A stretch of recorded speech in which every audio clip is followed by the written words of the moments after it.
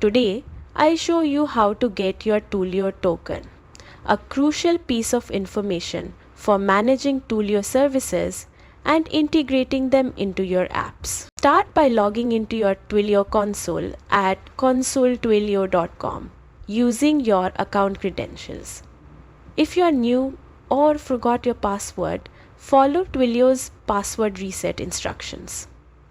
Once logged in, you'll land on the dashboard where you can manage all your account activities. Focus on the account info panel on the dashboard. Here, you'll see two important items: your account SID and Auth Token. The account SID is a unique identifier for your Twilio account. It starts with AC followed by letters and numbers and is used to identify which account is making request. The Auth token is hidden by default for security. To reveal it, click the eye icon next to the token field.